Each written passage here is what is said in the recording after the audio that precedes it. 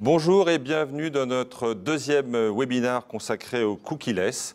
Lors du premier webinaire, de la première édition, nous avions parlé du contexte, nous avions abordé les enjeux liés au cookieless, nous avons aussi présenté la plupart des alternatives disponibles à ce moment-là aux cookies et nous avions donné rendez-vous pour une deuxième édition pendant l'été. Donc nous y sommes. Donc aujourd'hui, nous aborderons les cas d'usage, nous reviendrons sur certains retours d'expérience et nous aborderons aussi l'actualité qui a été très dense. Avant de commencer ce webinaire, j'aimerais remercier l'ensemble des participants, pas seulement ceux qui sont sur le plateau, mais vous tous ceux qui ont participé aux nombreux groupes de travail. Il y a 6 task force, donc sans vous, on ne peut rien faire. Donc un grand merci. C'est grâce à vous qu'on peut faire ce webinaire, c'est grâce à vous qu'on peut faire ce livre blanc. Merci beaucoup.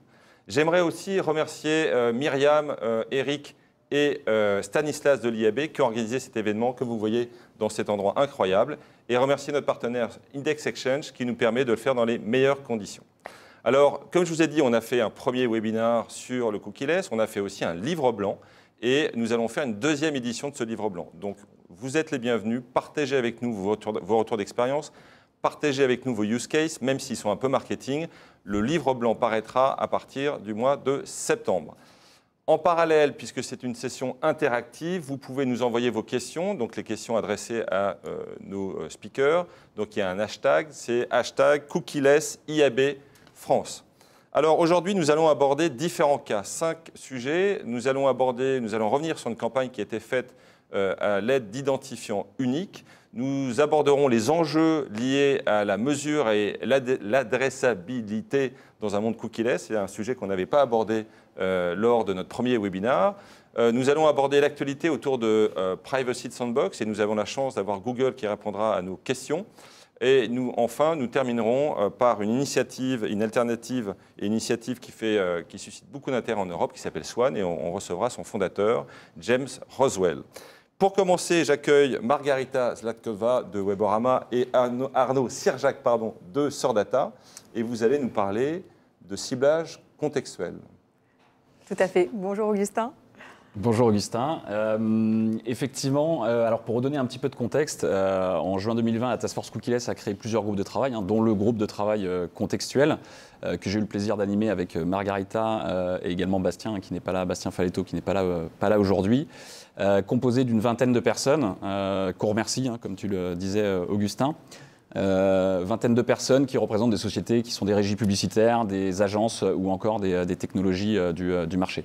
On a travaillé dans un premier temps sur le guide cookieless qui a été publié par l'IAB en décembre 2020 pour expliquer qu'est-ce qu'était le contextuel, quelles étaient les différentes typologies, méthodologies utilisées et qu'est-ce que ça permettait d'apporter dans un futur cookieless.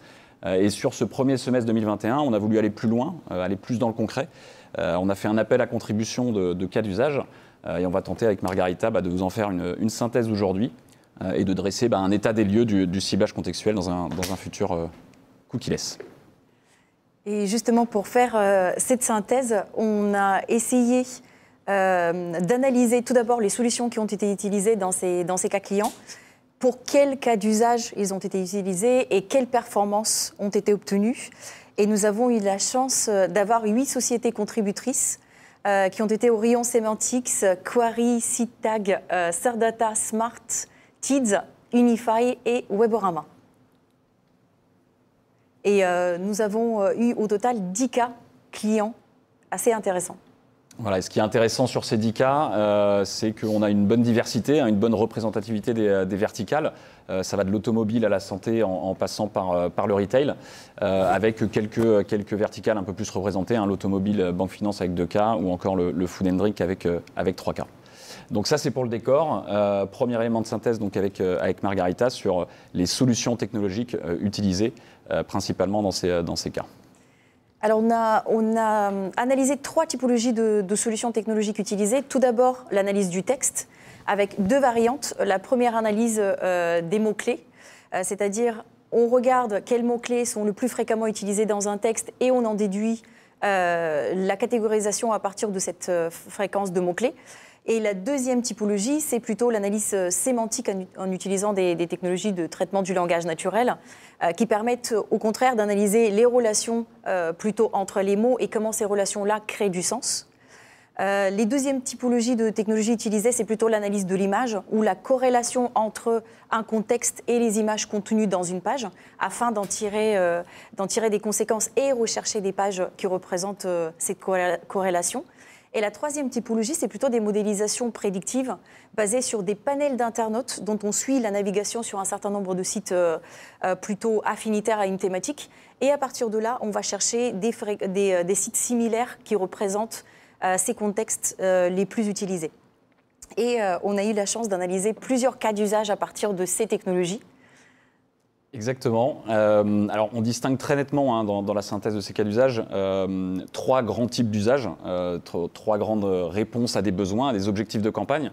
Le premier, c'est l'usage du contextuel pour des campagnes de branding, de notoriété, d'image de marque. Donc là, on est vraiment sur une alternative aux cookies. D'autant plus que d'ailleurs que sur certains cas d'usage, on a du ciblage contextuel, sociodémographique qui est utilisé via le contextuel.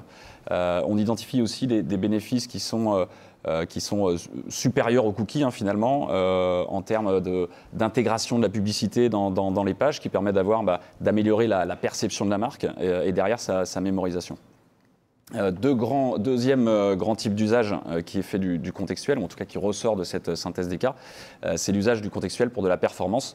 Donc là, on est encore plus clairement sur une alternative aux cookies, sur des logiques de performance, on utilise souvent du ciblage cookie, avec cette ambition d'avoir les mêmes niveaux de performance et de résultats, travailler sur des indicateurs de conversion qui sont similaires en contextuel par rapport à ce qu'on peut avoir en cookie avec du ciblage cookie. Et enfin, dernier type d'usage qui est fait du contextuel et qui ressort de ces cas, c'est le contextuel utilisé pour des ciblages spécifiques. Alors là, ça va plutôt être une solution pour des annonceurs sur des thématiques sensibles, comme la santé ou l'alcool par exemple, où là le ciblage utilisateur, user-centric, n'est pas possible. Et du coup, pas de cookies, et donc le contextuel est la meilleure alternative pour avoir des ciblages de ce type-là sur des thématiques sensibles. Donc voilà, donc on voit bien qu'on a trois grands types d'usages qui ressortent de l'usage du contextuel et on va voir du coup quelles sont les performances qui en découlent avec Margarita. On a essayé de synthétiser en fait les résultats et notamment d'analyser quel KPI a été suivi pour ces différentes campagnes. En ce qui concerne le branding, c'est la visibilité qui en ressort. Dans la plus grande partie des cas, on suit le KPI visibilité. C'est un des plus importants, effectivement, en contextuel, parce qu'on veut savoir à quel point la publicité est vue dans le contexte déterminé que l'on recherche. Et on constate des taux de visibilité supérieurs à ceux pour les cookies. On est entre 80 et 96% de taux de visibilité qui sont supérieurs aux 70-75% que l'on voit en cookies. Et le deuxième KPI le plus suivi, c'est le reach. Le contextuel est particulièrement sensible au reach. On a besoin d'un reach très important parce qu'une personne visite rarement plusieurs fois la même page, sauf si elle est mise à jour constamment. Mais en général, on navigue entre différentes typologies de pages. Donc, pour retrouver un large reach, on a besoin également aussi d'un nombre de pages dans un segment assez important. Et bien sûr, on reste sur des KPI assez standards pour ce type de campagne qui sont la notoriété, la mémorisation de marque et la brand safety, qui sont également aussi dans des frontières supérieures à ce qu'on constate sur des campagnes branding cookie. Et Arnaud va nous parler de la brandformance, qui est également très intéressante. Un magnifique terme, la brandformance. Donc des indicateurs qui sont à mi-chemin finalement entre du branding et de la performance, en tout cas qui peuvent être utilisés sur les deux typologies de campagne. Et là c'est intéressant parce que finalement les KPI qu'on retrouve, ils sont très similaires, voire c'est les mêmes en fait que les campagnes avec du ciblage cookie, notamment le taux de clic, le CTR, qui est très représenté en tout cas dans les cas qu'on a analysés, qui apparaît plus de 5 fois et qui nous permet d'avoir des performances assez équivalentes à ce qu'on a sur du cookie, allant de 0,35% à 1,50% en fonction du format, donc IAB ou native. Et puis on va retrouver des classiques, les taux de visite, la complétion et l'engagement sur ces types de KPI. Et le dernier, mais un des plus intéressants à analyser, c'est la performance. On a traditionnellement l'habitude de considérer le contextuel comme un levier de branding, mais pas comme un levier de performance. Or, les cas nous prouvent qu'on peut utiliser le ciblage contextuel pour faire de la vraie performance avec un objectif de coût d'acquisition, qui est le cas dans les deux cas que nous avons analysés, proposés par nos membres. Et nous constatons des KPI qui sont extrêmement intéressants, largement en dessous des objectifs des campagnes, qui se situent dans les 30% globalement, en dessous de ce qui était attendu. Et cela nous amène à plusieurs conclusions avec Arnaud. Donc, on a essayé de synthétiser en fait ces résultats-là au travers de plusieurs points. Le premier étant, c'est qu'effectivement, le contextuel est aussi bon en branding pur qu'il est en performance. Donc, on peut avoir de l'engagement avec du ciblage contextuel d'une manière différente avec les nouvelles technologies qui sont un peu plus orientées vers la sémantique et vers plus de précision. Et le contextuel, finalement, représente une alternative viable, disponible, fiable aux cookies. Voilà, et on l'a évoqué tout à l'heure, le contextuel, ça va même plus loin, c'est plus qu'une alternative aux cookies, ça permet de faire des choses qu'on ne peut pas faire ou qu'on ne pouvait pas faire en cookies.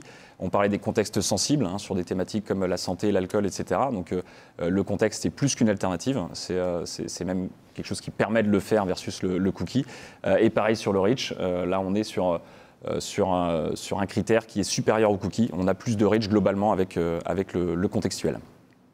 Donc voilà, donc c'est intéressant parce que finalement avec ces cas d'usage, on a pu confirmer que le contextuel, et ce d'autant plus en ce moment où il y a beaucoup de solutions, d'initiatives et d'alternatives qui se lancent pour répondre à un futur sans cookies, le contextuel finalement c'est déjà une solution qui existe, premièrement. Deuxièmement, c'est fiable. Et troisièmement, on a déjà de l'expérience en termes de performance d'usage du contextuel pour répondre à un futur sans cookies. Alors ça ne veut pas dire qu'on peut attendre tranquillement fin 2023 pour reprendre l'actualité de Google et se dire qu'on a le temps. Le contextuel, c'est créé à partir de technologies qui sont maintenant très avancées. Margarita le disait, le Natural Language Processing, l'intelligence artificielle, le machine learning.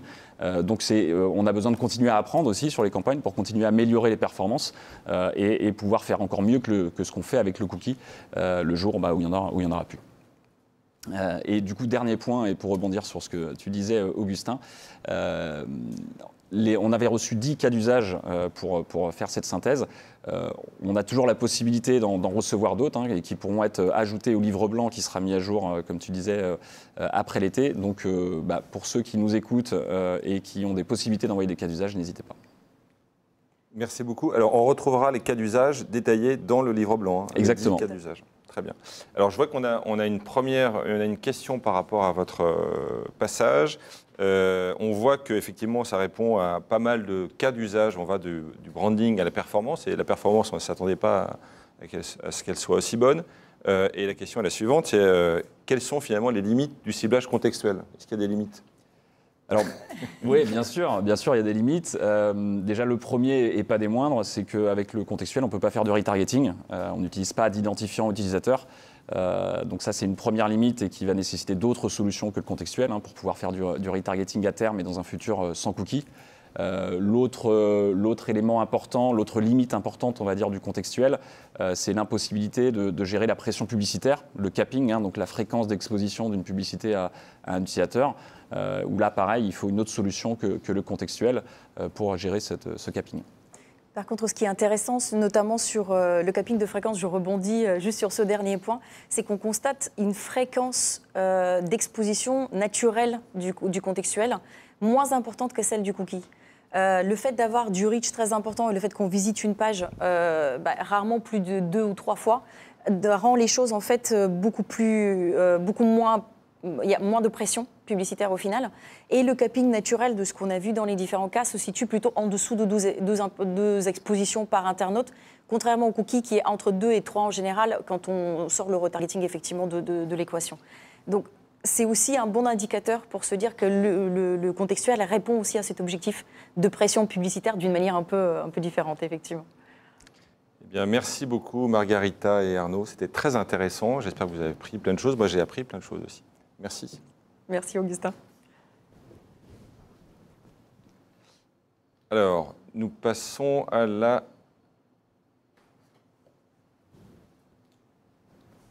C'est bon? Alors voilà, donc il y avait un jingle, voilà.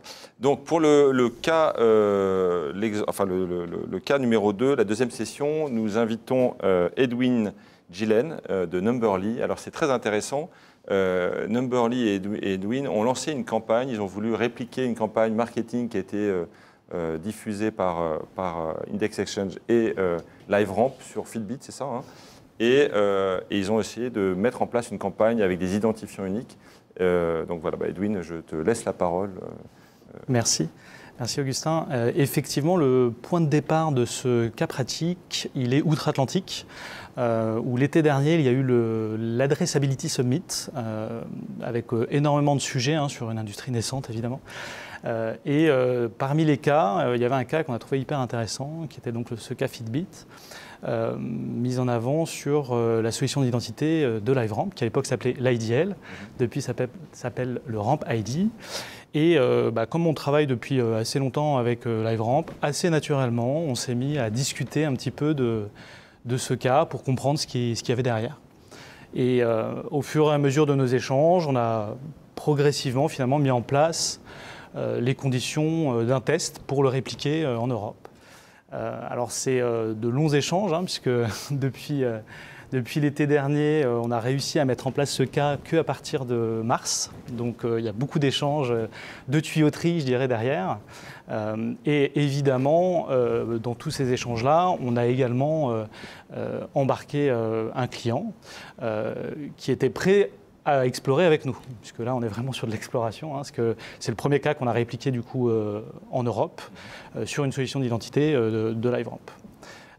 Donc ce client, c'est Sofinco, qui a accepté de s'embarquer dans cette découverte-là pour pouvoir vraiment essayer de voir à quel point ça fonctionne et à quel point les solutions d'identité sont vraiment des solutions viables, fiables, et qu'est-ce qu'on peut en tirer, quoi. Donc c'est vraiment l'objectif, c'est d'explorer et de comprendre est-ce que ça fonctionne, tout simplement. Donc, on vous a récapitulé le protocole qu'on a mis en place, qui est donc le suivant. Je vais vous expliquer ici. L'objectif était vraiment de comparer deux routes. La route cookie, que tout le monde connaît bien aujourd'hui, versus la route de l'identifiant unique, le Ramp ID de LiveRamp. Donc pour ce faire, donc là c'est un protocole qui simplifie énormément tous les échanges et ces 7 mois d'échange. On est parti donc de la Customer Data Platform de Sofinco et d'une population prédéfinie. L'intérêt de partir sur une population prédéfinie, c'est que du coup, on est vraiment people-based et quand on va commencer à revenir sur de l'analyse, on a un contrôle plus fort que quand on est sur de l'exploration d'audiences qu'on ne connaît pas. Donc ça, c'est le premier intérêt de partir de cette CDP-là. Et on a tout simplement divisé les audiences en deux, avec une audience qui prendrait la route cookie, que vous avez en haut sur cette slide, et une audience qui prendrait la route du Ramp ID, de la solution d'identité. Cette audience, évidemment, voilà, comme je le disais, c'est simplifié, mais on s'est assuré qu'on avait effacé tous les biais possibles, puisque clusteriser des audiences, c'est pas si simple que ça. Il y a énormément de petits pièges qu'il faut gommer pour ne pas tomber dans des biais qui viendraient complètement fausser la lecture des résultats. Sur la route cookie, du coup, une fois qu'on a créé ces audiences, on a transformé ces identifiants clients de la CDP, de Sofinco, en cookies. Donc là, par la solution de LiveRamp également, l'objectif c'est vraiment de comparer le plus possible à périmètre équivalent. Et à partir du moment où on avait retrouvé ces individus-là en cookies, on a créé un segment qui a été poussé dans la plateforme d'achat, ici en l'occurrence Xandr, sur les inventaires qui seraient compatibles avec la deuxième route. Donc c'est là que Index Exchange arrive, puisque l'intégration a déjà été réalisée sur ces solutions d'identifiant du Ramp ID.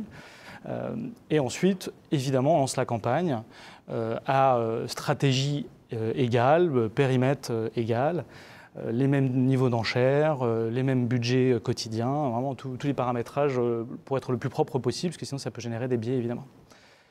La deuxième route, même logique. On prend les audiences de clients, on transforme l'identifiant client, on retrouve cet identifiant client en identifiant Ramp ID, ce qui est déjà un point important, à surveiller derrière dans les autres chiffres qu'on monitore ensuite. Et pareil, c'est poussé sur la plateforme d'achat, donc Xandr ici, le DSP. On a un parcours qui est un tout petit peu différent, puisque dans l'intégration, on a besoin de passer par un deal ID pour que ça soit compatible sur la partie de l'inventaire compatible avec le Ramp ID, tout simplement. Et ce qui est intéressant aussi dans ce cas-là, c'est que pour pouvoir avoir des enseignements qui nous semblaient, en tout cas nous, importants et les plus riches possibles, en fait, on va récupérer toutes les informations d'exposition. Donc là, c'est aussi, entre autres, pourquoi on est passé par Xandr, puisqu'on récupère les données brutes, donc ça s'appelle les LLD, Log Level Data, qu'on réingère chez nous. Donc on a des équipes, évidemment, et les infrastructures techniques pour récupérer ces informations-là. Et ça nous permet, du coup, de redescendre au niveau individu. Donc là, ensuite, on fait la route complètement inverse. On repart de l'exposition, on la lie au cookie, on redescend à l'IDL à chaque fois et on revient à l'individu, ce qui nous permet ensuite de vérifier les données d'exposition. Parce que les données de réaction, évidemment, on n'a pas besoin de faire cette route, mais on serait un peu resté sur notre faim si on avait été que sur ces données d'exposition-là. Ce sont les données d'exposition, pardon. Ça, c'est vraiment le protocole qui a été mis en place début mars, qui tourne encore. On continue de l'optimiser et d'essayer de générer des nouveaux enseignements. Mais c'était le premier défi de toute la partie tuyauterie. Alors évidemment, on a le dernier trimestre qui est passé au milieu de tout ça et qui forcément ne facilite pas toutes les roadmaps et les développements qui sont nécessaires sur toutes les parties prenantes ici dans ce test. On vous a remis derrière quelques éléments d'enseignement finalement, hein, des premiers enseignements non chiffrés, mais encore une fois, l'objectif, hein, c'était d'éprouver la fiabilité. Hein, le premier élément, je rappelle, c'est le premier cas en Europe, c'est de vérifier que ça marche. Déjà, parfois, alors, surtout chez nous, on a l'habitude de ne pas se contenter de dire ça marche, on a toujours envie d'aller plus loin, mais finalement, c'est déjà une première victoire de se dire est-ce que ça marche ou pas. Ça peut arrêter la fin de l'histoire à cet endroit. Et est-ce que c'était fiable sur deux éléments? Est-ce qu'on pouvait se baser sur les solutions d'identifiants, le RampID ici, pour acheter en programmatique? Et est-ce qu'on était capable de matcher les identifiants clients d'une CDP, ici Sofinco, avec la solution d'identifiant? Ça, vraiment, l'intérêt de faire ça, c'est évidemment de voir est-ce que le futur demain, est-ce qu'on est future-proof ici, et est-ce qu'on sera capable d'aller répliquer et de passer un peu à l'échelle sur ces types d'activation-là. Alors la bonne nouvelle, c'est que ça fonctionne. Voilà, donc déjà là, on est content. Voilà, ouf, tout à fait. Les différentes routes qu'on a testées ont fonctionné des deux côtés. On est capable de transformer l'identifiant client d'une CDP en identifiant unique sur le RampID. Donc ça, c'est première information importante. On est capable de stocker ces informations, de les distribuer, et la route est fonctionnelle de A à Z. Ça, c'est vraiment quelque chose qui est pour nous le plus important, puisque sans cette route-là, on ne peut pas s'intéresser à plus d'indicateurs que tout le monde a envie de voir derrière, évidemment. Donc ça, c'est vraiment la fiabilité. On a prouvé que ça fonctionnait. Donc ça, c'est un point qui était vraiment important. Et évidemment, on a commencé à se demander qu'est-ce qu'on allait pouvoir observer, forcément, et à quel point c'est des solutions qui sont viables, et commencer à comparer. Donc là, c'est vraiment de l'exploration, pareil, mais là on passe plutôt sur la partie activation. Cette exploration de l'activation, on va aller comparer les indicateurs et parfois détecter des biais, essayer de les comprendre, essayer de les gommer si c'est possible, tout simplement. Donc d'un point de vue performance, on est sur des taux de clic et des niveaux de visibilité équivalents quand on prend la route cookie ou la route IDL. Donc ça, c'est déjà quelque chose qui est intéressant à noter. Dans les deux routes, comme on est sur une population prédéfinie, on est capable de dépenser de manière équivalente. Donc ça, c'est aussi hyper important, parce que bon, c'est vraiment ce qui inquiète beaucoup dans la disparition de la partie cookie. Donc on est capable de dépenser à niveau équivalent. Et on avait, au tout début, on commençait à observer des CPM qui étaient un tout petit peu plus élevés sur la route du RampID. Ça nous a un petit peu intrigué, donc on a un peu creusé. Et c'est typiquement le type de biais que je précisais tout à l'heure. On s'est rendu compte que dans le déploiement, dans le ciblage sur la route cookie, on avait pris les domaines, donc monétisés entre autres par Index Exchange, et on n'avait pas rajouté un filtre SSP dans le ciblage du DSP. C'est un peu technique, mais vraiment c'est un aspect tout bête, parce qu'en fait derrière, si je tire un tout petit peu, on va parler de SPO, on va parler de header bidding, on va parler de supply, quoi. Et finalement, c'est essentiel, parce que c'est ça qui expliquait tout simplement qu'on avait des CPM différents, tout bêtement. Donc en rajoutant cette surcouche de ciblage, maintenant on se rend compte que les niveaux de CPM sont relativement équivalents. Donc ce qui est intéressant là-dedans, c'est que ça va nous permettre de commencer à rentrer dans des tests un petit peu plus granulaires, de comparer par exemple mobile par rapport à desktop, comment ça peut fonctionner, et de commencer à déployer de plus en plus de tests domaine par domaine, par exemple, heure de diffusion, jour de diffusion. Ensuite, il y a tous les indicateurs d'optimisation média qui sont accessibles, évidemment. Ce qu'on a observé aussi, ça c'était quelque chose d'assez intéressant, qui était un peu aussi un filigrane de l'intervention précédente, c'est qu'on se rend compte que, en fait, on a déjà la capacité d'observer que sur Safari, où les cookies tiers sont déjà persona non grata, on a la capacité de mieux reconnaître, évidemment, et de cibler d'individus par cette route-là que par la route cookie, ce qui va sans dire.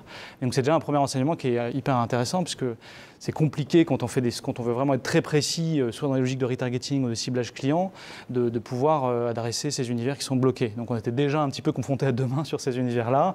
Voilà, la structuration du marché a fait que ça a été un tout petit peu moins mis en avant, mais finalement c'est déjà le monde de demain qui est présent sur Safari, Firefox. Et donc du coup on est capable on a réussi à montrer qu'on arrivait à plus diffuser sur ces inventaires-là aussi.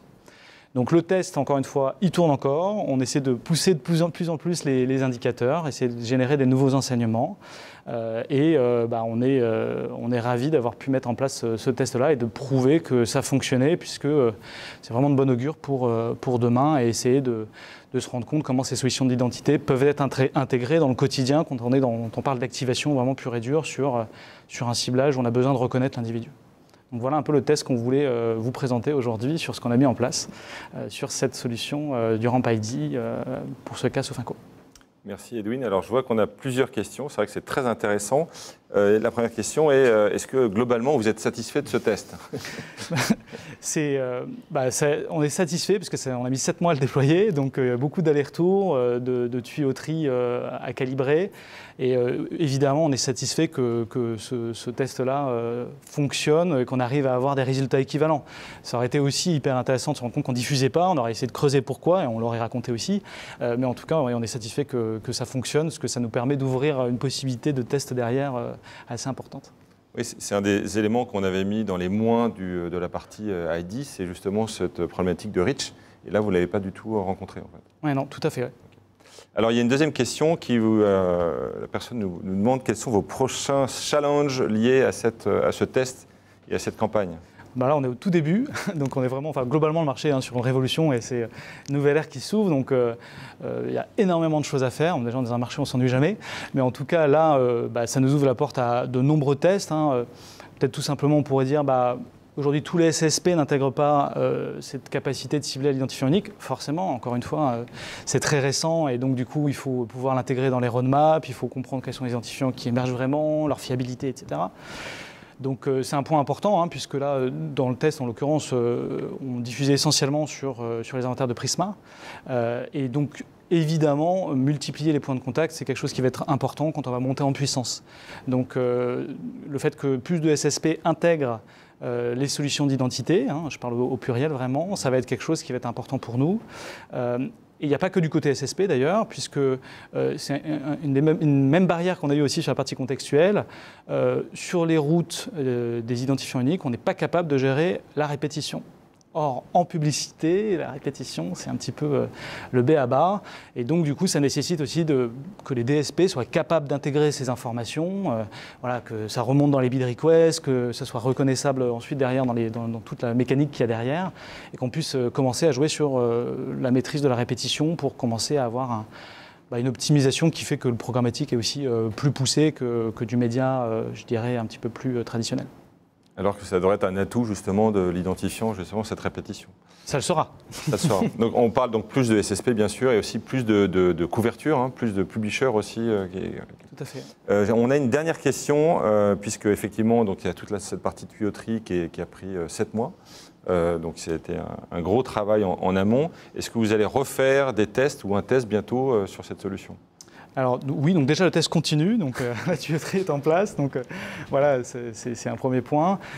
On a envie de pouvoir le répliquer aussi dans d'autres contextes clients par exemple, puisque chaque client a son propre contexte et ses problématiques. On ne va pas faire émerger les mêmes biais ou les mêmes difficultés d'un client à l'autre. Donc on a envie de pouvoir le répliquer sur d'autres clients et on a envie aussi de pouvoir évidemment tester des nouvelles solutions aussi d'identifiants. On pense que la notion d'interopérabilité, elle est vraiment importante. On ne peut pas se contenter que d'une seule solution d'identifiant. Je pense qu'il ne faut pas avoir toutes les solutions comme des solutions concurrentes, mais complémentaires quand on a besoin de descendre à un niveau individuel dans le ciblage. Et je pense qu'il ne faut surtout pas prendre les dernières annonces, notamment de Chrome, comme c'est bon, on a le temps, on peut déprioriser. Au contraire, c'est une opportunité incroyable de déployer des tests pour essayer de comprendre, mesurer, voir les différences entre des solutions d'identité et un monde sans cookies. Donc je pense qu'on est vraiment au début de ces tests-là et que ça va vraisemblablement s'accélérer. Et alors, une dernière question, au niveau des annonceurs, donc vous aviez mis en place ce test avec Sofinco, est-ce que vous avez des échos, vous en avez parlé à d'autres annonceurs, quels sont leurs retours, ils ont envie de tester, ils ont envie d'aller dans ce sens-là ou pas? Tout à fait, ouais, très bonne question. Donc ce cas-là, encore une fois, c'est le tout premier sur le Ramp ID, donc on est au tout début, donc ça va vraisemblablement s'accélérer derrière. On a déjà eu l'occasion de parler de ce cas, on a organisé 2 webinaires pour justement expliquer un petit peu ce qu'on avait mis en place. Et on a de nombreux clients qui intègrent des roadmaps complètes autour de l'identifiant, autour de la disparition du cookie tiers plus largement, donc, qui intègrent des volets contextuels, des volets de solutions d'identifiant, un point d'interrogation sur la partie cohorte et comment on traite tout le reste aussi. Donc oui, tous les clients qui se préoccupent fortement de la disparition des cookies tiers sont très curieux. Et après, il y a 2 catégories d'annonceurs. Il y a les annonceurs qui sont prêts à explorer avec tout ce que ça comporte de l'exploration et ceux qui observent, qui sont attentifs et qui ensuite vont pouvoir sélectionner les tests qu'ils auront envie de déployer quand on aura des premiers enseignants plus robustes. Mais comme tu le disais, donc on a effectivement un délai qui est un peu plus important, mais il faut vraiment mettre en place. On voit bien, un test, ça a mis 7 mois à se mettre en place, donc c'est pas... Tout à fait. On espère qu'on sera plus rapide. Non, mais voilà, donc c'est l'apprentissage. Voilà, voilà, donc il faut vraiment répliquer ça. Donc ce qu'on a vu, c'est qu'on avait des doutes par rapport au ciblage contextuel sur la partie performance. On voit que ce n'est pas le cas. On avait des doutes par rapport aux identifiants uniques sur la partie reach, et on voit que finalement, on arrive à avoir du reach. Donc finalement, les différentes alternatives répondent aux différentes questions qu'on s'était posées et comblent les vides qui avaient été identifiés. Merci beaucoup Edwin, et merci d'avoir fait ce cas. Voilà, et à très bientôt. Merci.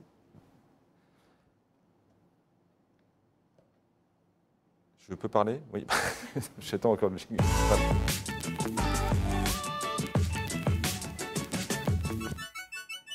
Merci. Donc pour la 3e session, on va parler de la mesure et de l'adressabilité. C'est un sujet qu'on n'a pas du tout abordé lors du premier webinaire. On a lancé une nouvelle task force il y a quelques mois.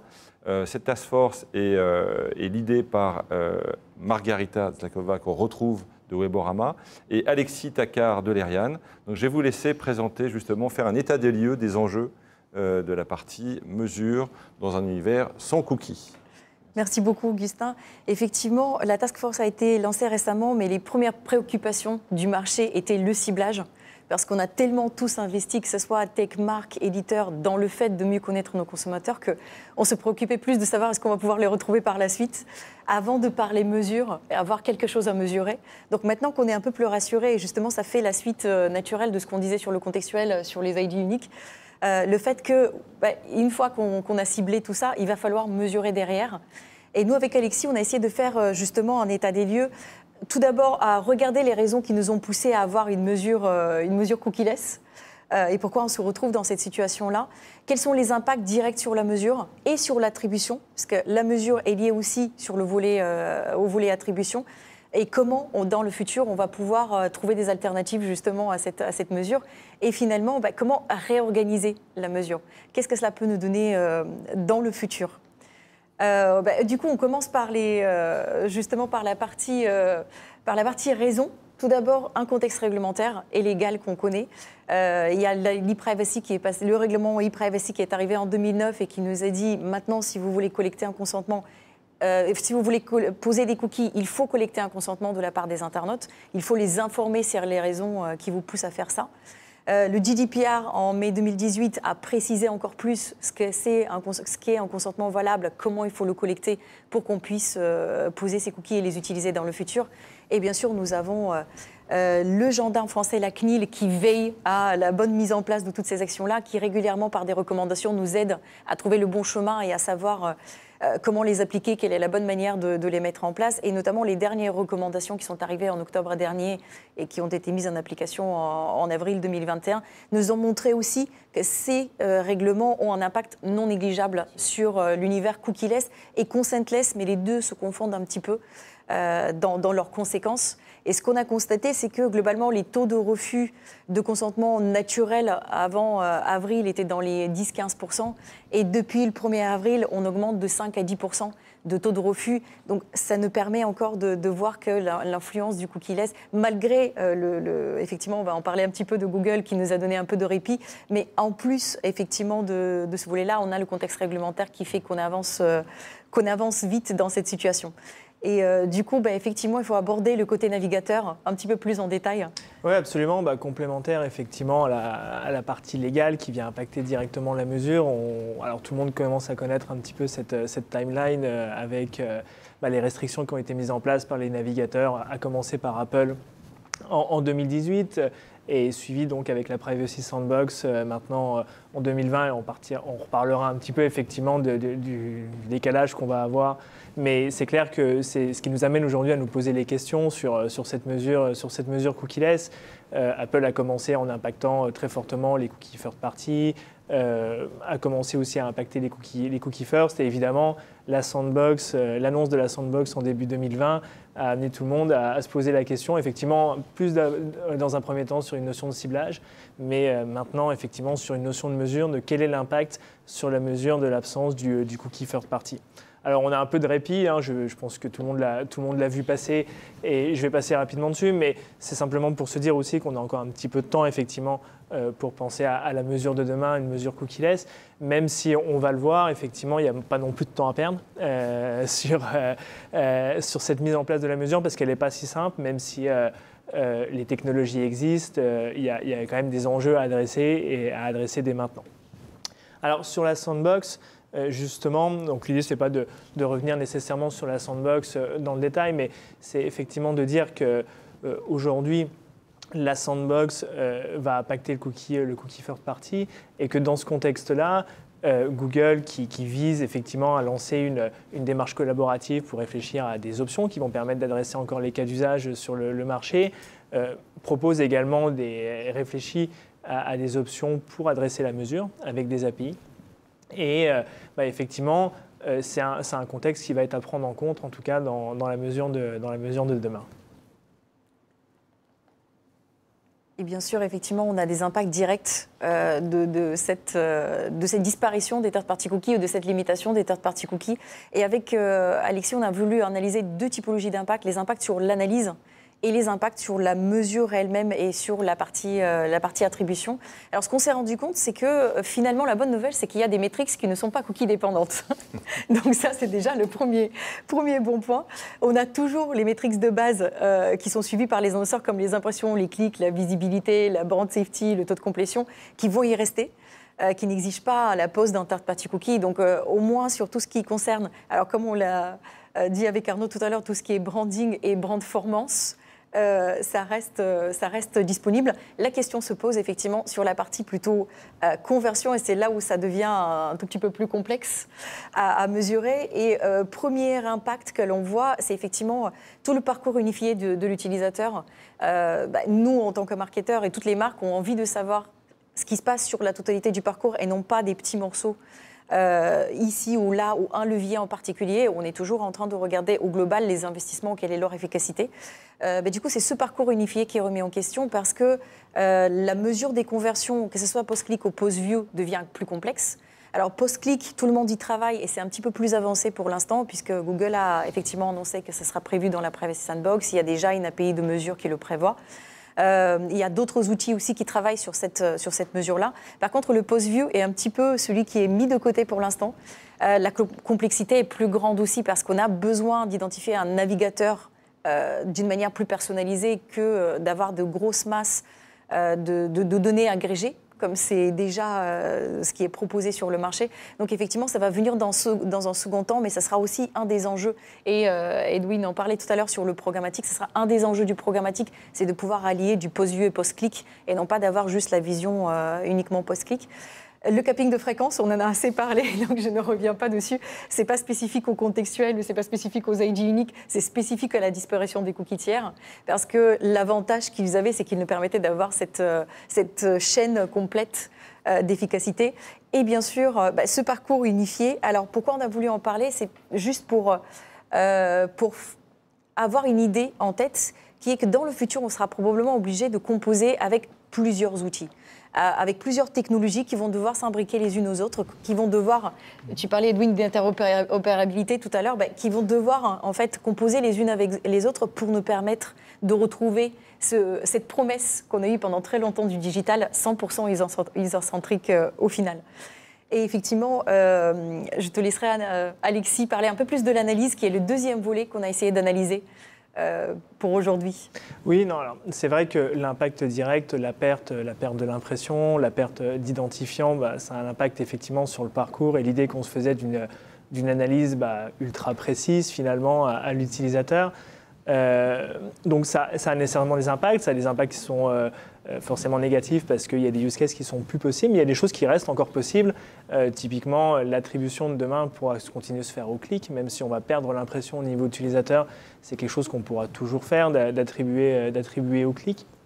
Après, effectivement, quand on va rentrer dans des analyses de contribution pour essayer de comprendre le rôle des leviers dans le parcours média qui génère une conversion, si le clic va toujours être disponible, l'impression va être plus compliquée à mesurer. Et notamment précisément de savoir effectivement en amont de tunnel si un levier en impression a généré de l'engagement sur le site avec des utilisateurs qui ne connaissaient pas nécessairement la marque. Forcément, ça va devenir plus compliqué. Alors c'est compliqué d'un point de vue analyse, sur l'analyse de parcours média, si on veut voir tout simplement les chemins, ça devient plus compliqué. Mais aussi dans une logique d'attribution, alors des mots un peu barbares des fois comme multitouch attribution, mais quelque part c'est quand même ce qui va permettre, dans l'idée en tout cas, d'analyser la contribution très précisément des leviers. Dans ce contexte-là, l'impression fera plus partie du jeu en fait de la multitouch attribution, et donc il va falloir effectivement à terme trouver des alternatives pour continuer à mesurer ça, comment on analyse l'impact de l'impression. Et puis alors, je peux en reparler parce qu'on a reparlé du capping et de la pression publicitaire tout à l'heure, mais ça a un impact évidemment à partir du moment où on n'a plus l'impression au niveau utilisateur. On ne sait plus combien de fois il a été exposé, c'est beaucoup plus difficile d'analyser l'impression. Donc ça, c'est les impacts effectivement qu'on va avoir sur l'analyse dès que la sandbox va entrer en activité. Donc la suite, c'est de se dire que qu'est-ce qui se passe? Alors qu'est-ce qu'on fait à partir du moment où on n'a plus l'information de manière très précise pour l'utilisateur? C'est quoi les alternatives? Comment on continue à mesurer l'impact de l'impression notamment? Tout simplement, en fait, on revient un petit peu en arrière et on revient vers une mesure qui est un peu plus statistique. Donc, on a tous un peu rêvé avec l'attribution et on y a tous cru, mais malheureusement, sur ce qui est de l'ordre de l'impression, il va falloir revenir un petit peu en arrière et évaluer dans les grandes masses, en fait, tout simplement, l'impact que vont avoir des campagnes de branding, en se disant qu'à un moment donné, il y a certains volumes d'impressions qui ont été dépensés, et c'est ce qu'on va chercher à analyser, donc le volume qui a été dépensé et l'impact que ça va avoir sur le business derrière.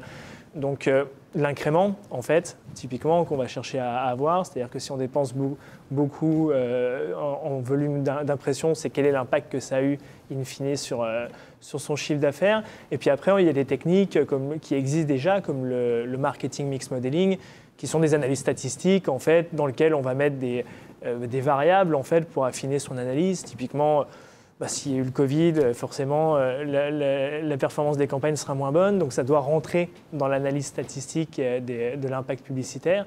Et donc, voilà, tout ce genre de choses, en tout cas, qui sont des choses qui existent déjà, en tout cas.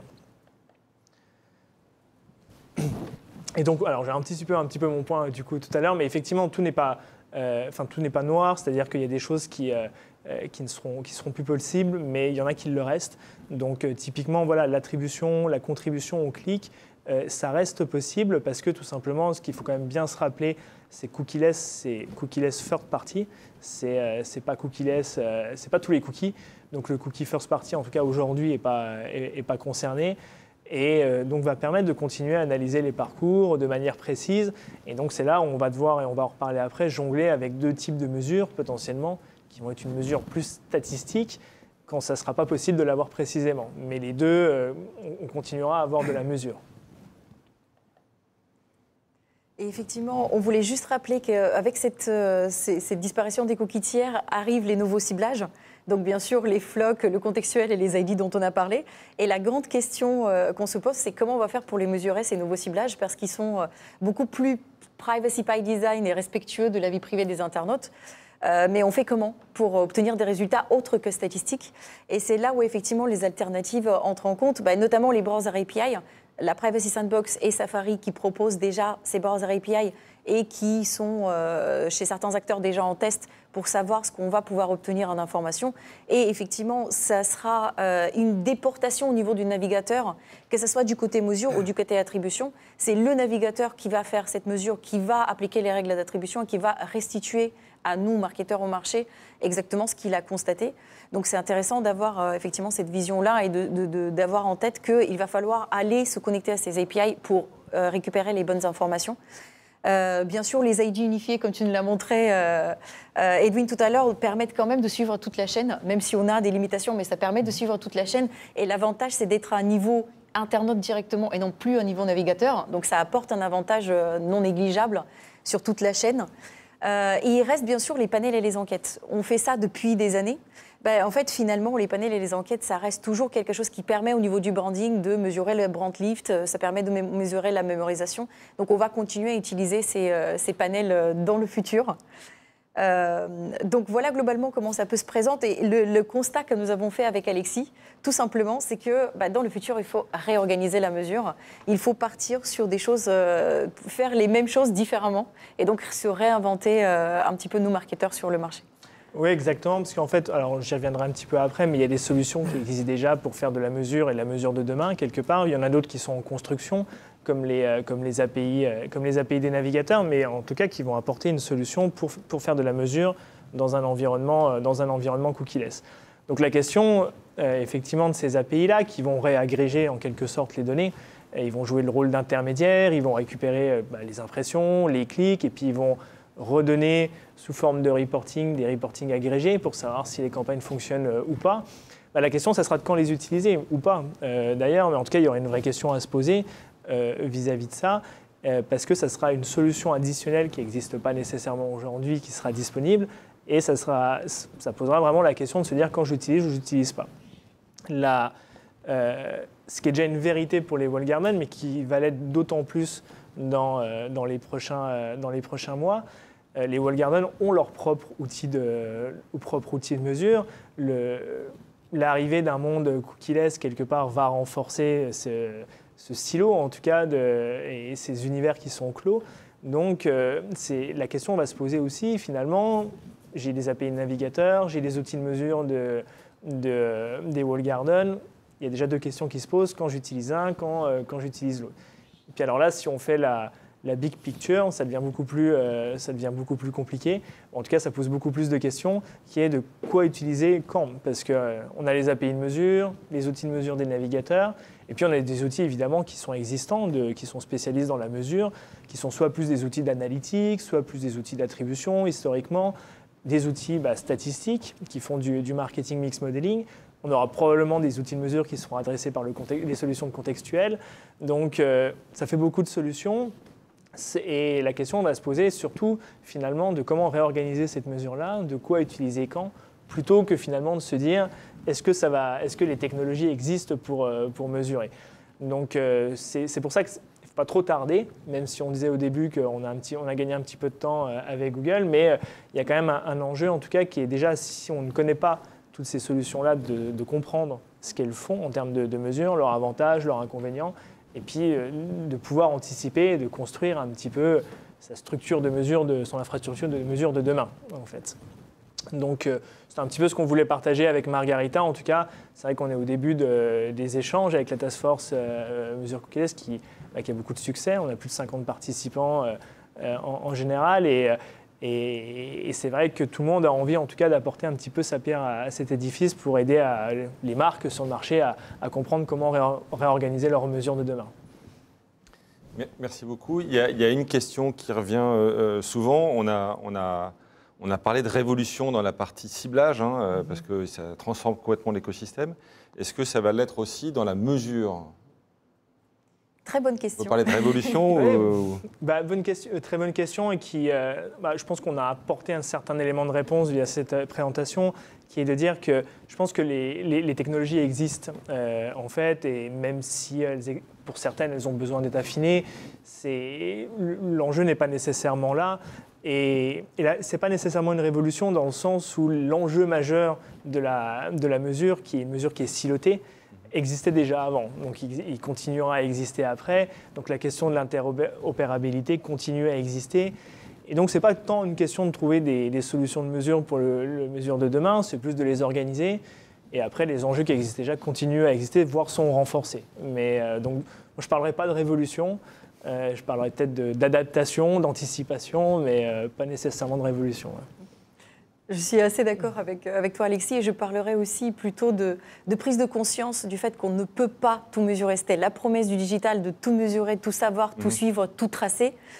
Peut-être finalement qu'il faut qu'on se remette en question, qu'on se dise on ne peut pas tout tracer et il faudra faire avec différentes solutions, différentes technologies, réorganiser tout ça de manière à ce que ça ait du sens pour chacune des marques, mais commencer dès maintenant, je pense, à réfléchir, à introduire ces sujets, en tout cas dans la réflexion de cookieless. Edwin, tu parlais tout à l'heure, il y a beaucoup d'annonceurs, on le voit sur le marché, ont des task force cookieless, et c'est très bien, donc on voit que ça avance, et la mesure commence à rentrer aussi dans ces sujets de réflexion, et il ne faut surtout pas tarder à commencer, en tout cas, à explorer les différentes pistes. Et vous le disiez tous les deux tout à l'heure, c'est-à-dire que le délai supplémentaire que l'on a, il ne faut pas se reposer, il faut, là aussi, dans une phase d'apprentissage, il faut vraiment... Il faut y aller. Il faut y aller maintenant, oui. Il faut profiter, justement, je pense que c'est une bonne opportunité, ce délai.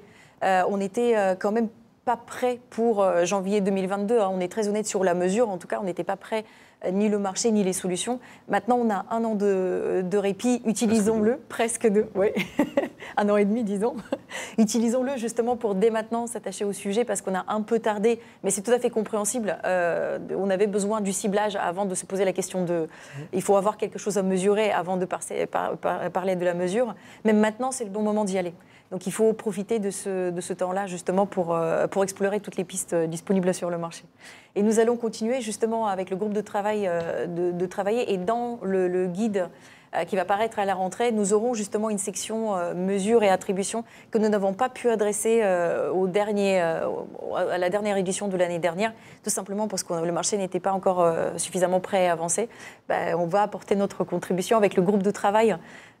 Nous sommes vraiment fiers d'avoir un groupe de travail aussi important avec tous les acteurs du marché représentés, parce que ça va donner justement une belle prise de conscience des enjeux et aussi des solutions qui existent. Oui, c'est ça qui est intéressant, d'avoir tous les acteurs représentés pour traiter tous les cas. Ouais. Absolument, effectivement, pour rejoindre Margarita, je pense qu'il n'y a pas de temps à perdre dans le sens où, peut-être la mesure plus qu'autre chose, d'ailleurs, demande une certaine maturité sur les sujets, sur l'expérience, en fait, le fait de répéter en fait, des cas de mesure pour en apprendre. Et effectivement, il y en a tellement, il y en aura tellement demain que je pense qu'il faut dès maintenant, en tout cas, s'attacher à comprendre, en tout cas, les types de mesures qui existent. Bien, merci beaucoup Margarita, merci Alexis, merci d'avoir partagé ça avec nous. Merci. C'était un plaisir.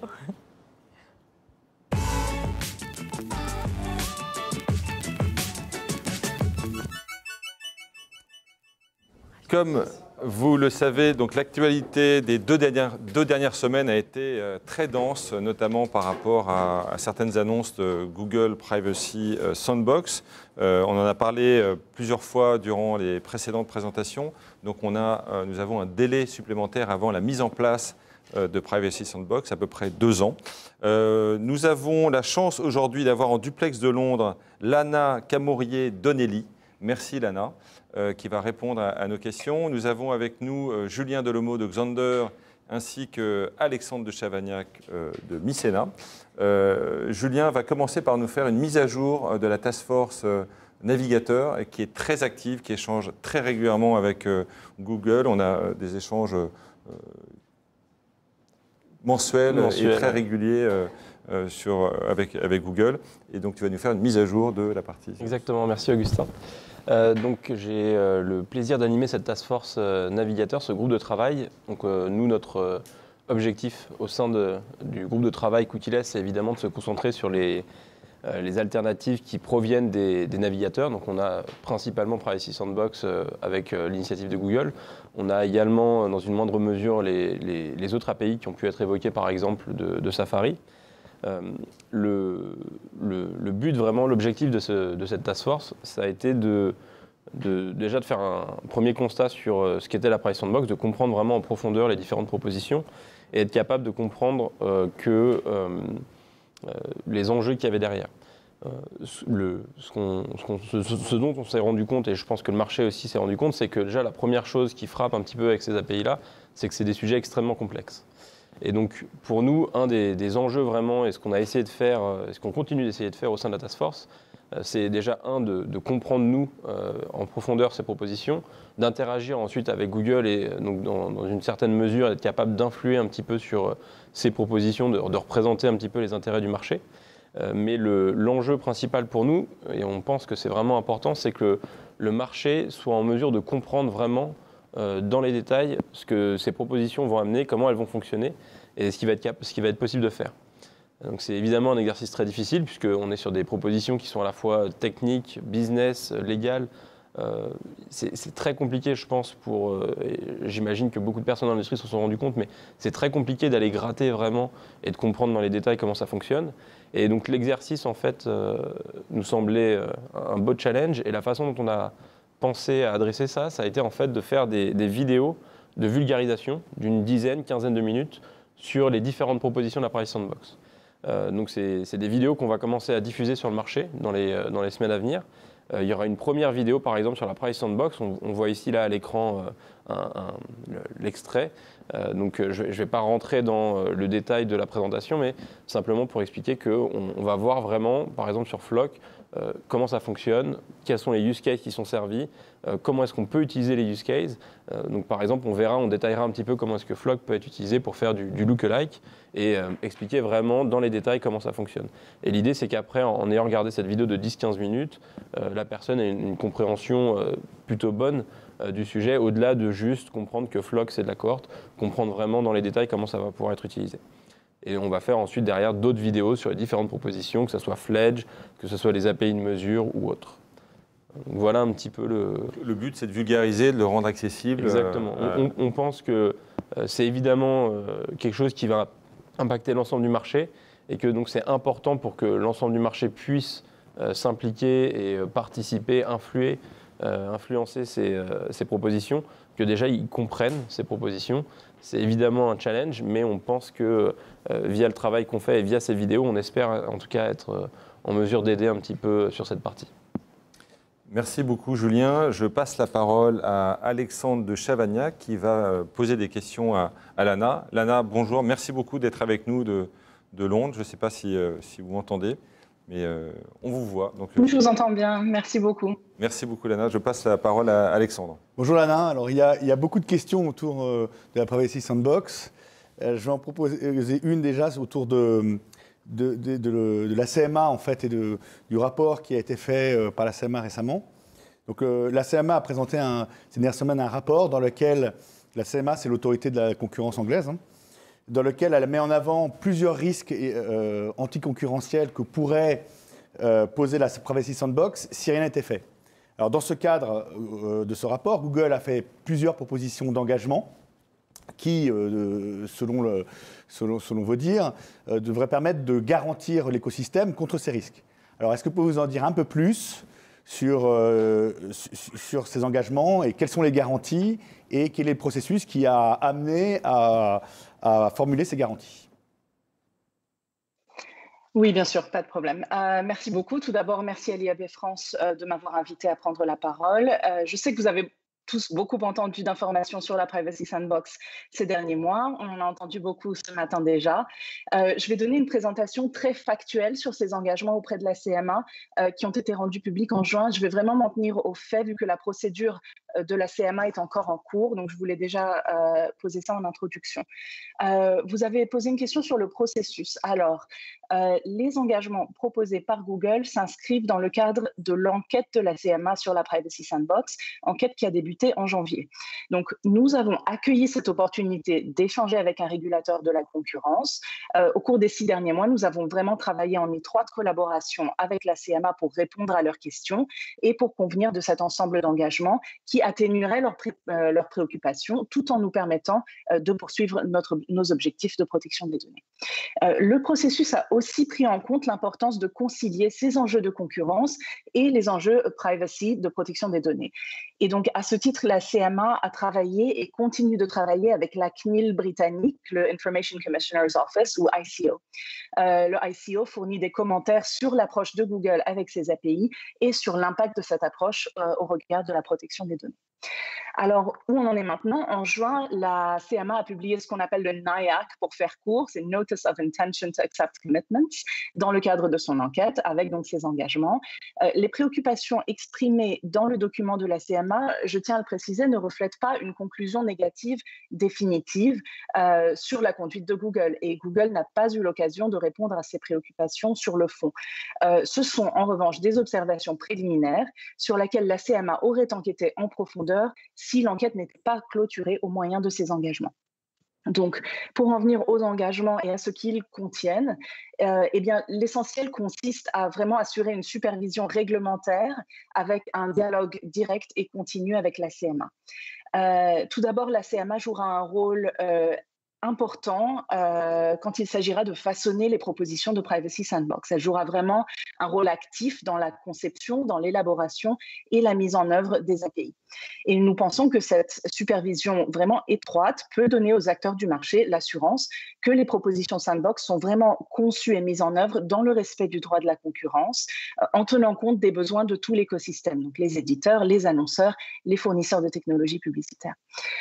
Cette supervision de la CMA inclut aussi les tests des solutions Sandbox, et c'est important. La CMA sera très étroitement associée à la conception des tests des API. Donc, les engagements incluent une obligation pour Google de chercher à convenir des paramètres de ces tests avec la CMA. Si un accord entre Google et la CMA sur les paramètres n'est pas possible, alors Google s'engage à effectuer les tests que la CMA lui indiquera. La CMA pourra obtenir les résultats des tests qu'elle juge pertinents pour évaluer l'efficacité des API, de sorte que le marché ne se fie pas simplement aux tests que Google peut exécuter. Les engagements ne prédéfinissent pas ces paramètres encore, ils seront discutés et convenus au fur et à mesure. Il y a ensuite une série d'engagements sur l'utilisation des données par Google. Depuis le début, nous avons déclaré que les API de Sandbox ne sont pas conçues pour donner un avantage à nos propres produits publicitaires après la fin de la prise en charge des cookies tiers. Et donc, à cette fin, les engagements incluent des limitations claires concernant l'utilisation par Google des données personnelles des individus.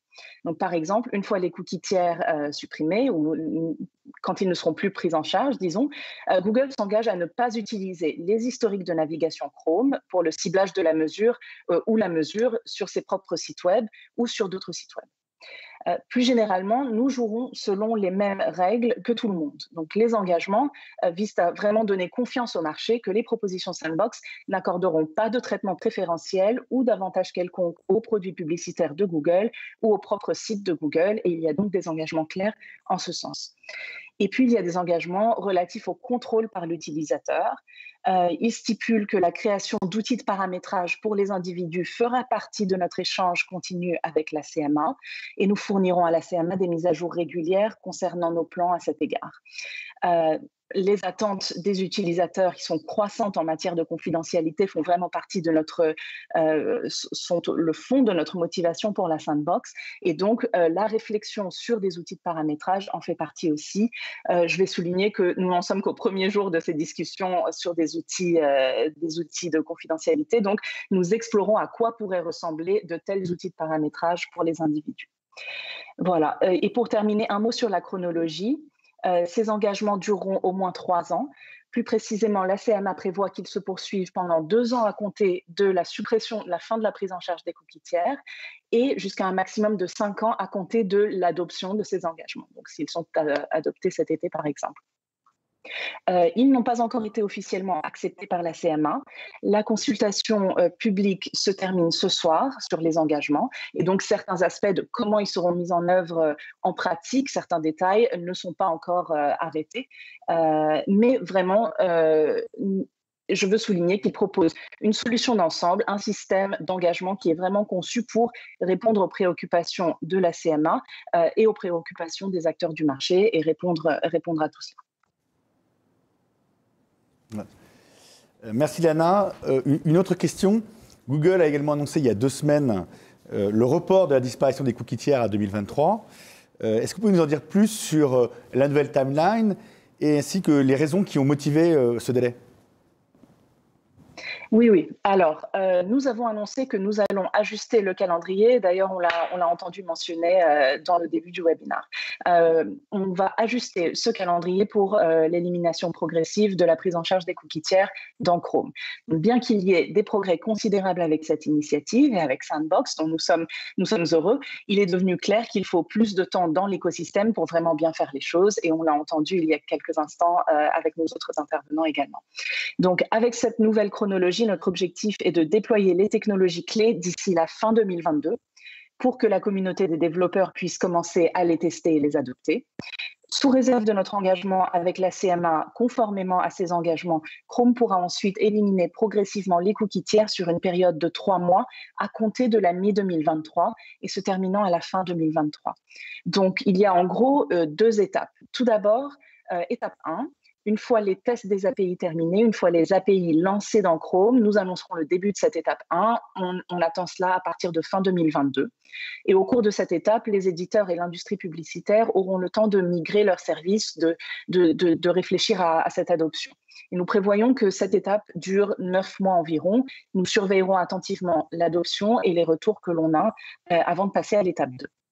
Étape 2, on l'envisage à partir de la mi-2023. Chrome supprimera progressivement la prise en charge des cookies tiers et cela se passera sur une période de 3 mois qui donc se terminera environ fin 2023. Pourquoi la révision de cette timeline ? Nous avons écouté beaucoup de retours de l'industrie au cours des derniers mois. Il est important pour nous de prendre cela en compte, de prendre également le temps d'évaluer les nouvelles technologies, de recueillir des commentaires, de consulter avec les régulateurs tels que la CMA, d'itérer sur les propositions après tous ces retours. Donc, il s'agit aussi de s'assurer qu'il y a assez de temps pour que le marché adapte ses activités.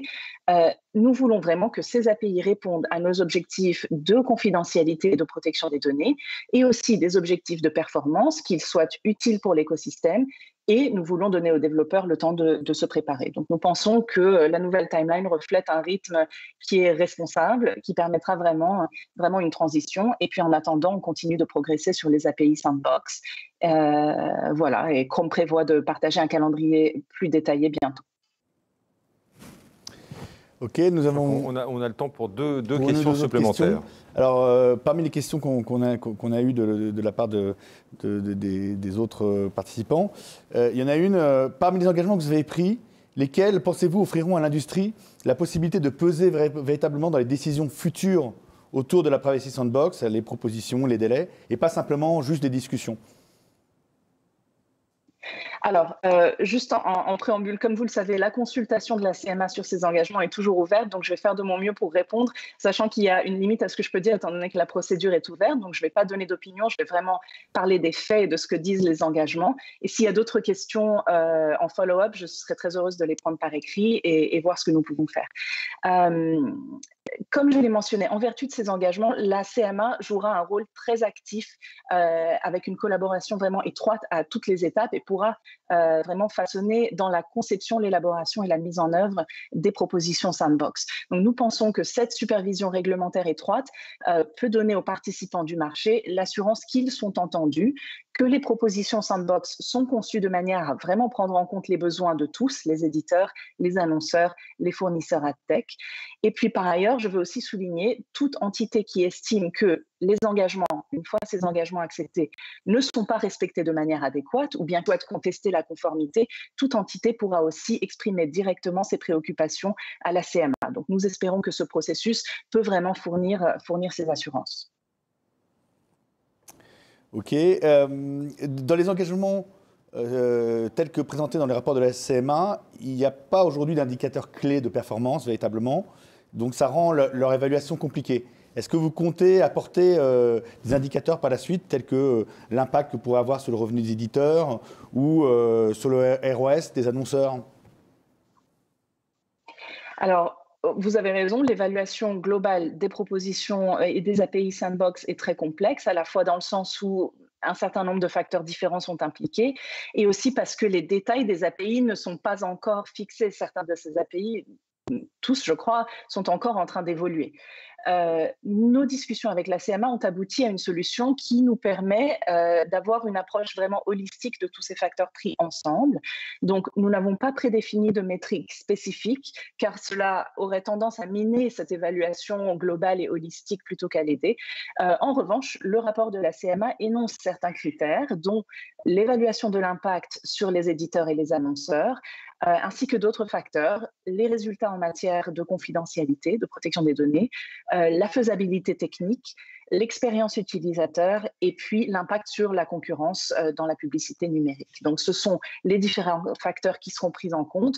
Les métriques spécifiques ne sont pas fixes pour permettre vraiment cette approche globale, flexible. Une petite dernière question alors, est-ce qu'on a le temps? Allez-vous partager une roadmap plus précise concernant les tests des différentes solutions et notamment le FLoC? Parce qu'il y a beaucoup de questions autour justement de ces tests et du fait qu'en Europe, aujourd'hui, on ne peut pas faire ces tests-là. Oui, tout à fait. Alors, à mesure que les délais et les aspects techniques des API deviendront plus clairs, nous allons les partager avec l'écosystème au sens large. Pour cela, il faudra regarder régulièrement notre site web privacysandbox.com qui sera bientôt mis à jour avec un calendrier plus détaillé et qui ensuite sera mis à jour régulièrement pour offrir plus de clarté sur les roadmaps, pour assurer que les développeurs et les éditeurs puissent vraiment planifier leur calendrier de tests et le cas échéant de migration. De même, en consultation avec la CMA, nous allons publier les résultats des tests et la méthodologie sous-jacente pour permettre aux éditeurs de comprendre les résultats et comprendre la pertinence de chaque test et de ses résultats pour leur propre entreprise.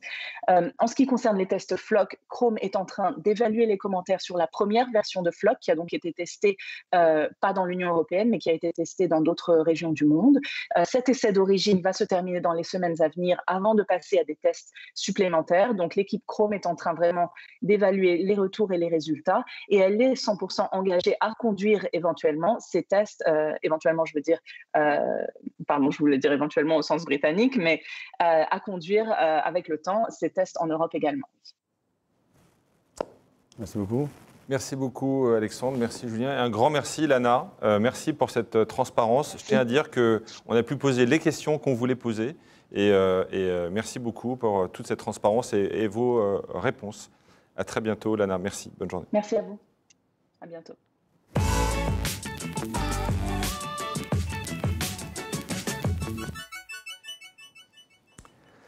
Pour notre dernière session, nous avons voulu mettre en lumière une initiative du marché qui s'appelle Swan. Donc, ce matin, nous recevons son fondateur, James Roswell, qui est aussi le CEO de 51 Degrees, qui est parallèlement aussi le directeur et le porte-parole d'une association qui s'appelle Marketers for an Open Web, qui est une organisation non lucrative dont le but est de coordonner les retours dans l'industrie sur la privacy. Et donc, il va aujourd'hui nous présenter Swan. Good morning, James. Thank you for being this morning with us. I just introduced who you are and what you are doing. But I told also to the attendees that you will introduce us to Swan. But I have a question. What does Swan stand for? So it's Secure Web Advertising Network. So it's a solution I'll explain in a minute. It's a community project to the problems that I think are well understood within the industry. Okay, thank you, James. So you can go to the presentation. On peut passer au prochain slide, s'il vous plaît. Oh, thank you. So could we move to the next slide? Thank you. So what I'm going to be explaining is how we move to effectively an outcome where people can trust what's happening on the internet. And ultimately, we believe that manifests itself in an icon that sits next to the padlock that we're familiar with around security in the address bar. But there's a lot of things that have to happen and a lot of parties within the industry that need to work together in order to achieve that outcome. But ultimately, we think that's what people want, and that's the guidance and direction of various regulators and jurisdictions around the world. So I'm going to go through the concepts before going through a video demonstration of the work that's been done to date and then explain the next steps. Next slide, please. This statement, I'm not sure who it can be attributed to, but if your only tool is a hammer, every problem looks like a nail. And a lot of the problems that we have with the solutions that have been presented so far, if we can move to the next slide, is that they have been focused on the discipline of engineering. So many of you will have attended meetings where very complex mathematical presentations have been presented, K-anonymity, entropy, all these sorts of concepts are being talked about. And through discussion last spring with many experienced people in the industry from other disciplines, it became clear to those of us that are involved in SWAN that there are two other disciplines that are needed. Next two slides, please. So SWAN came together with privacy lawyers and economists and engineers. And in fact, engineering was the least represented discipline in the work that you're going to see today. And we worked together with our respective skills in order to come up with a solution that works from an engineering perspective, but also encompasses economics and law. Next slide, please. Fundamental to the concept of SWAN is community and trying to restore harmony to the industry. At the moment, we have a Mexican standoff. There's a lack of trust between the various different parties, and we need to create something that's more harmonious if we're going to produce something that's actually going to work for people. Next slide, please.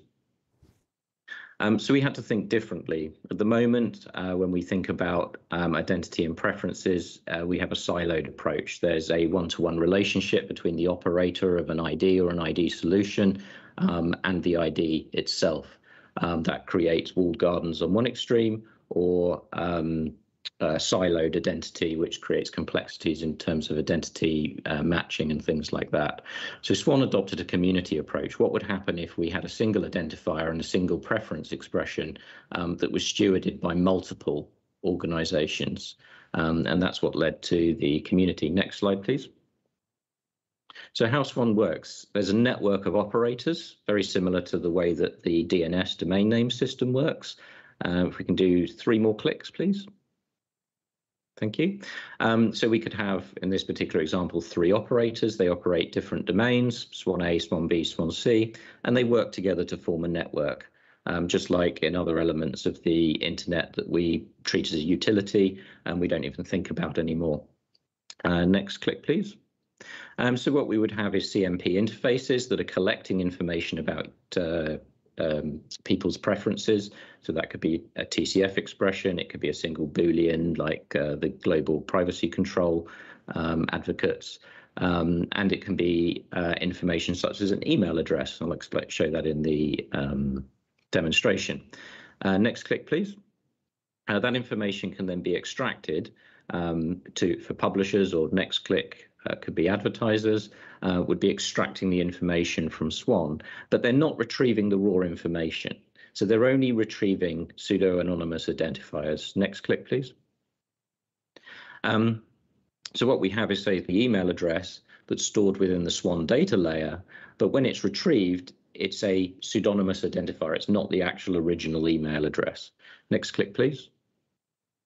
So therefore, at the application layer, everyone's working with pseudonymous identifiers and preferences associated with those pseudonymous identifiers. So it creates a backbone utility for identity and preferences. Yes, next slide, please. Now, fundamental to this is the engineering that I've described earlier in the data model, is we need to look at contract law.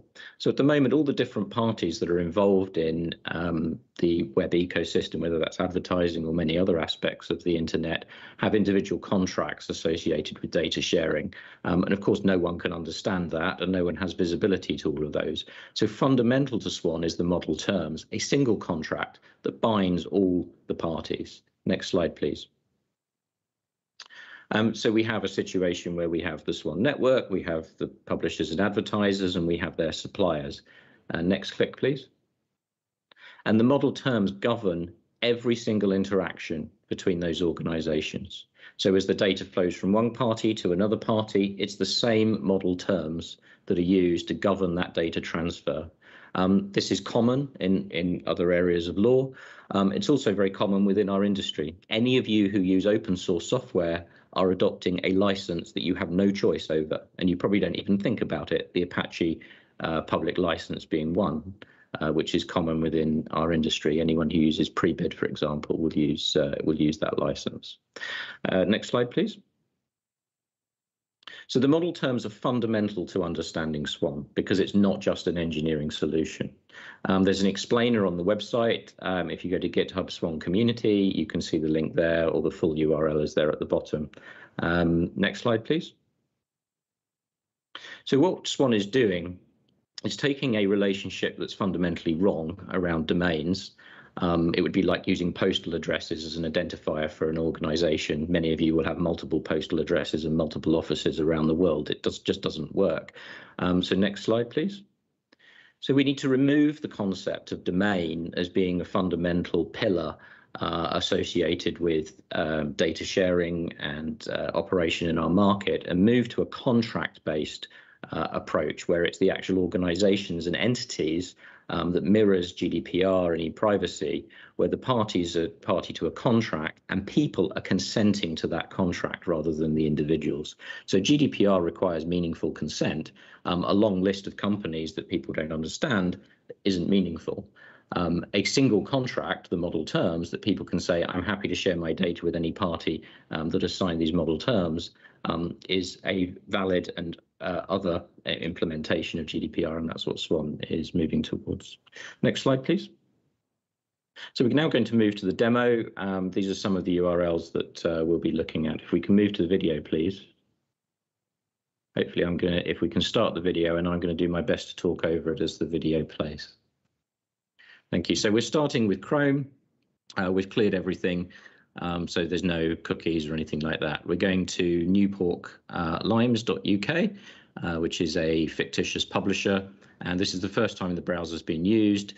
So Swan is being consulted and the browser is now being set up with the Swan information. We have a simple personalized marketing checkbox that could be replaced with TCF. And then we enter the email address, and we protect the email address by choosing a series of icons, and then click update. The data is now being written to the Swan network. In this case, we've got 10 operators, and we can see that we have a identifier, which is an identifier for this particular browser. So 1A76 are the first characters. I won't ask you all to remember that. We now go to another publisher entirely unrelated on another domain, biscuitnews.uk, and we've gone straight in, and we've got the same identifier available to us and the same preference information. The browser identifier is called the SWID, and personalization preference is set. So people don't get hassled as much. They didn't have to provide consent again for the next website because they've already consented to the model terms when they set Swan up. If we go to another publisher, Current Bun, we've got the same ID. This ID was retrieved using a redirect. The previous example was using third-party cookies where they were enabled. We're now going to show you a publisher where they're using a pop-up in order to retrieve the information. And the pop-up will disappear. We've got the advert, and again, we've got the same identifier when we scroll down and have a look at what's going on. So people benefit because they're not hassled as much. It creates a better user experience, and overall people get to the content that they want quicker without having to repeatedly express their preference. The SID, the signed in identifier, is a hash of the email address. So that's the email address together with the icons that were chosen. So you can't go around changing your email address very easily. That's a hassle, but we need to respect the right to be forgotten. So if you want to be forgotten and have that ID reset, you simply choose a different set of icons, and the SID will change. So we have the same email address, and when the update completes, we can see that the SID has changed because there's a different set of icons. We have 65,000 different preferences through those icons as we've laid them out at the moment. If we did a 5x5 grid, I think it's just shy of 9 million different combinations. So the right to be forgotten is fundamentally built into this, as is privacy by design principles. And you can see that the publisher is never seeing the email address. There's no information other than the pseudonymous information that's being provided to the publisher and their supply chain. Also, there's complete decentralization, so there's no central operator involved here with encryption keys and things like that. There's no kill switch, effectively. The model contract, the model terms govern everything. Now, fundamental to those model terms is each entity that receives the data must sign the transaction log to prove that they receive the information, and therefore we can create the ability for the user to be able to see exactly who processed their data and complain and respect their rights under law and actually complain to that organization. And indeed, there's a cryptographic proof to show that they're not lying, that the data was indeed theirs and that the transaction occurred, built into the complaint email that Swan can facilitate. So we saw earlier a bad actor SSP was committing publisher fraud, and Swan provides that visibility. It addresses many issues to do with transparency, not just privacy, but those of you familiar with ISBAR's PwC work will know what I'm talking about. When we look into Swan in a little bit more detail, we're just going to go to one of the other publishers now. When we click on the advert, we're actually showing you a little bit more information. So you can see that log earlier, but you can also see the entire log of all the different parties that were involved in serving the advert, and the little green dot is proving that their signature has been verified correctly. So it can be inspected ultimately by the web browser, can perform that inspection and actually audit the supply chain. So rather than trying to prevent future crimes, which is the approach that many have adopted so far, we're looking at identifying bad actors. All the information in Swan is signed, so you can understand where it came from. So you can see the domain that created it, and you can see the date that it was created as well. So we have complete transparency with Swan, and the ability, as I say, with machine learning and techniques like that, in order to identify bad actors rather than preventing all acts, whether good or bad, which is the approach that many are advocating to date, that I fundamentally disagree with. In elected democracies, that's not how we do things. So let's just have a look at the preferences. Every page has to have an update preferences on it, so we can turn off personalized marketing as easily as we can turn it on. And then we can see that being shared across the different publishers. So the information, when it's written to the network, generally has that little progress indicator. When it's retrieved, usually it's very quick. So we can see we changed the personalization preference on one publisher and it's been respected on another, very similar to global privacy control technique. Now let's just look at the signed in identifier. So here's the email that was generated. So this was the email I received when I entered my last preferences. If I click on that link that was contained in the email, not only do I get a reminder of my passcode and the icons that I chose, but I can go in on another browser and we can see we've got a different SWID, which is the browser ID, but the same signed in identifier. So if I put the two browsers next to one another, I can see my original browser where I set things up, and I can see my alternative browser. This is Edge and Chrome. They have a different browser identifier, of course, but the signed in identifier is the same because it was the same email and the same hash. So we achieve something akin to the unified ID too, but without the centralization features. And the SWID is forgotten when the browser is closed, if it's an incognito or private mode browser, so it's very intuitive from the user's perspective. So that's the demo. You can follow that online. It's a work in progress to demonstrate the concepts. I'll explain the timeline in a second. So I was inspired by Matthew Parris's February article. Matthew Parris is a UK journalist, a national treasure, if you will, who described 31 things he would like to see invented. And one of them is a device that automatically accepts and rejects all internet cookies without asking every time. Well, thank you, Matthew, for the inspiration. And we're looking forward to getting this out there and seeing how it performs in practice. Next slide, please. So what have we demonstrated? Next click. So we're focused on people. They set their preferences once and it's used everywhere. And the choices can be understood because they're consenting to a contract. It's decentralized. We have a single identifier and the preferences associated with the identifier. That provides choice for publishers and advertisers. Privacy by design. So we use pseudonymous identifiers, better than capturing first-party email addresses, for example, or having a smaller number of companies knowing everything about you. Therefore, it's the very best implementation of the right to be forgotten, which is troublesome for other solutions. And it works across all web browsers, Safari and Firefox as well. There's a better user experience when we have data sharing enabled, such as third-party cookies, but that's a choice of the browser vendor and the user. Next slide, please. So what's the future, the roadmap for maturity? Well, we're still at the beginning presenting these concepts. We believe the domain name model for identifying first and third party data is unsuitable going forward. It served the internet to date, but it's not a model that reflects reality. And therefore, we need a data sharing mechanism built into the web browser that works based on parties and contracts, not on artificial terms like domain names.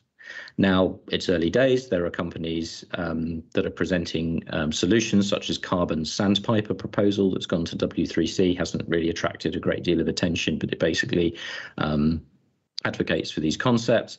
If a browser starts to adopt this type of storage based on contracts, then the Swan solution will become simplified effectively. And ultimately, if all browsers support such a data storage mechanism, then the need for the Swan operators, those domain names I showed you earlier, fall away. And we simply need the overriding Swan organization to govern the model terms, very much like the Mozilla public license, for example, that Mozilla govern in open source licensing. Next slide, please. So as far as the roadmap's concerned, we finished the consultation. Thank you for those who attended webinars or got involved. And we're now moving to standing up the first set of operators, looking to perform early adopter trials in the autumn, ready for production grade launch at the end of the year. Of course, with the holiday season and the cycle and everything, then it's likely that people will be doing their testing during that period. So there are no new technologies, no legal issues. It's very low risk. Next slide, please. And again. So just to preempt some FAQs, do browser vendors like it? Let me explain the answer. So Swan supports their mission. The problem statement as put out by web browser vendors, Swan completely supports. It does require an understanding of the laws and engineering. So it's not an engineering only solution. It relies on contract law. Next slide, please. What are regulators' views? Again, if you could click again. So the UK CMA and the ICO support the concepts. The ICO are undertaking an update of their anonymization guidance. And I'm delighted that they're doing so. Appendix Z of the July 2020 report and further statements from the CMA since then support these concepts. And we want to ensure that we work with those two regulators, and we are working with those two regulators to ensure that they do not have any material problems with the approach that Swan is taking, and that's very important for certainty. Next slide, please. And how does the third-party cookie delay impact Swan?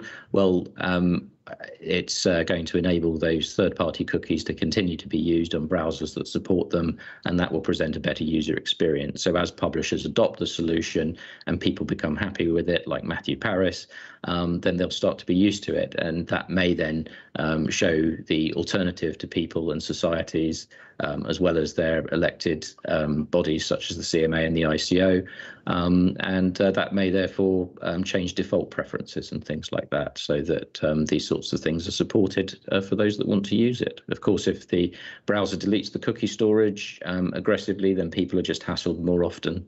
and it's then going to be up to people to decide how they set their browser preferences. Thank you. So we're now over to questions. Thank you very much, James, for your presentation. I have one question for you. When do you expect to launch your solution? So September, as far as trials are concerned. Okay. And the second question that I had was... sorry, could I also say that? Yeah, sorry, could I also say all the solution is open source, so you're very free to stand up and play with it. It's Apache public license, so you can start today. Nothing stopping. So it was my second question, so you already answered to it. So yeah, thank you very much, James. We are running a bit of time, out of time, so thank you very much for your time, and happy to meet you in person very soon. Thank you. I look forward to it. Thank you. Donc notre webinaire touche à sa fin. Merci beaucoup à tous les participants, merci beaucoup à tous les intervenants, à tous ceux qui ont participé au groupe de travail. C'est grâce à vous qu'on peut avoir ce contenu. Merci encore à Myriam, Eric et Stanislas d'avoir organisé ce webinaire. N'hésitez pas à partager avec nous tous vos use cases, vos cas, même un peu marketing. Ils seront dans le livre blanc de septembre. Et encore merci à notre partenaire Index Exchange et je vous souhaite une bonne journée et à très bientôt. Merci.